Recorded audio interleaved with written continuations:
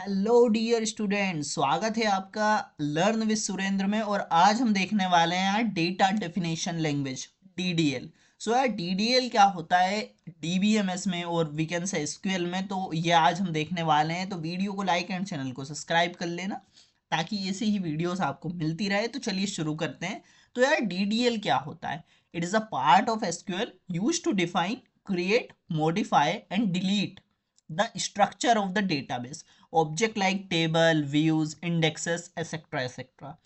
सो यार जो DDL होता है आपको ये पहले याद रखना होगा कि ये जो है कि जो DDL है वो डेटा डेफिनेशन लैंग्वेज, यानी कि वो डेफिनेशन यानी स्ट्रक्चर से वो क्या करेगा, छेड़छाड़ करेगा। उसको कैसे डिफाइन करना है, क्रिएट करना है, उसको कुछ मॉडिफाई करना है उसमें, या उसको डिलीट करना है। ओके। तो ये जो है DDL वो किसके साथ डील करता है? Structure. DDL deals with the structure of the database, not the data inside it।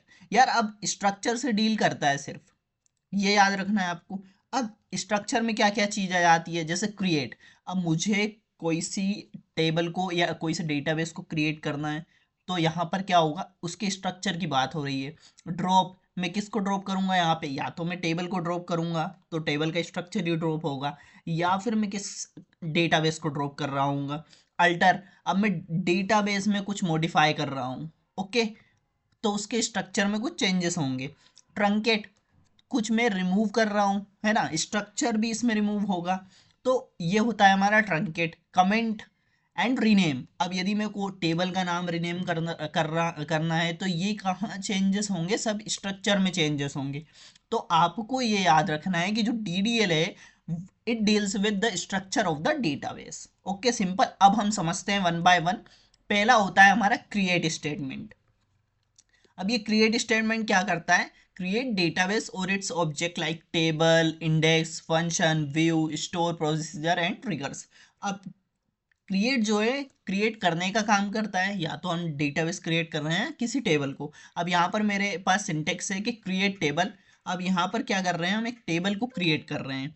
So table को कैसे क्रिएट कर रहे हैं? क्रिएट टेबल, एंड यहाँ पर हम टेबल का नाम देंगे जो भी हमें टेबल को क्रिएट करना है। एंड देन हम क्या करेंगे, यहाँ पे कॉलम देंगे, क्या कॉलम उसमें हमें चाहिए, उस टेबल में क्या क्या कॉलम्स होने चाहिए। ओके। अब टेबल नेम क्या होता है? The name you assign to the new table, जो भी आप नई टेबल को नेम दे रहे हैं। कॉलम वन, कॉलम टू, जो भी आप कॉलम दे रहे हैं। डेटा टाइप जो हमारा साइज होता है, define the data type and size of each column. Okay, where care दे रहे हैं, इंटीजर दे रहे हैं, तो इस तरीके से। सेकंड होता है हमारा ड्रॉप। अब ड्रॉप क्या काम करता है? To delete an entire table including its data and structure. यानी कि ड्रॉप क्या करता है भैया? ड्रॉप जो है, यदि हम ड्रॉप का यूज करते हैं तो वो पूरी एंटायर टेबल को डिलीट कर देता है, इंक्लूडिंग इट्स स्ट्रक्चर। यानी कि जो स्ट्रक्चर होता है वो भी ये ड्रॉप जो है वो डिलीट कर देता है। अब आपको ये स्ट्रक्चर वाली बात यहाँ पर याद रखनी होगी, क्योंकि आगे एक चीज और आएगी जो आपको याद रखना होगा। ओके। सो ड्रॉप डेटाबेस, तो ये क्या करता है? To delete an entire database and all of its associated table. जो भी उससे एसोसिएटेड टेबल्स होंगी वो भी यहाँ पर ड्रॉप से डिलीट हो जाती है विथ स्ट्रक्चर, स्ट्रक्चर के साथ। ओके। अब होता है हमारा थर्ड अल्टर। अल्टर क्या करता है? The alter command in SQL is use to modify the structure of an existing table. अब अल्टर क्या करता है यार? ये जो कमांड होती है ये मॉडिफाई करने के लिए यूज होती है ना। स्ट्रक्चर को यदि हमें मॉडिफाई करना हो, यदि हमें ऐड करना हो, डिलीट करना हो, या कुछ मॉडिफाई करना हो, कॉलम्स हमें नीड हुई तो हम उसे कर सकते हैं by the using of alter. कैसे? Add a new column, suppose हमें एक कॉलम को ऐड करना है। This command add a new column named address to the student table. अब यहाँ पर मैं क्या कर रहा हूँ? Alter table students add address. अब मैं यहाँ पर एक नए कॉलम को ऐड कर रहा हूँ, किस टेबल में? स्टूडेंट टेबल में। कैसे? मैं यहाँ पर एक एड्रेस नाम का कॉलम जो है वो ऐड कर रहा हूँ। ओके। यहाँ पे मैंने डेटा टाइप एंड उसका साइज दे रखा है। तो इस तरीके से मैं यहाँ पर क्या कर सकता हूँ? ऐड कर सकता हूँ with the help of alter.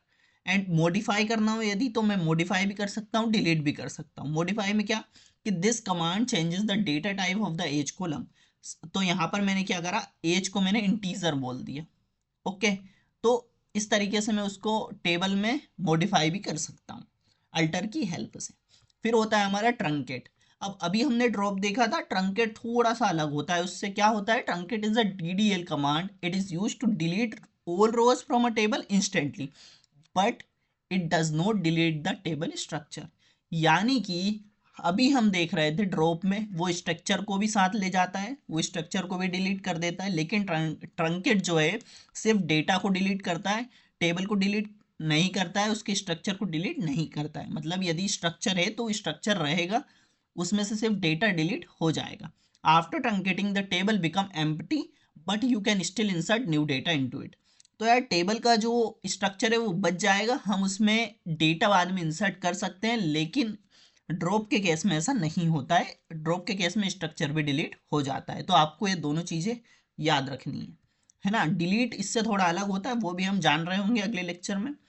अब एग्जाम्पल हम कैसे यूज़ करते हैं ट्रंकेट का, तो ट्रंकेट टेबल स्टूडेंट्स, हम इस तरीके से क्या करते हैं, डिलीट कर देते हैं डेटा को। आगे बढ़ते हैं। फिफ्थ होता है हमारा रीनेम। रीनेम क्या करता है? The rename command is use to change the name of an existing table in the database. अब रीनेम जो है भैया, इसका यूज होता है to change the name of the existing table. Okay, यदि हमें एग्जिस्टिंग टेबल का नेम चेंज करना है, फॉर एग्जांपल कि रीनेम कर दो टेबल जो है हमारे पास स्टूडेंट्स, उसका बोल दो आप उसको क्या कर दो, टू स्टूडेंट डिटेल्स। उस टेबल को चेंज कर दो किसमें? स्टूडेंट डिटेल्स नाम की टेबल में। तो वो क्या होगा, स्टूडेंट से जो नाम है वो रीनेम हो जाएगा स्टूडेंट डिटेल्स। तो इस तरीके से इसका सिंटेक्स होता है, इस तरीके से हम इसका यूज़ करते हैं।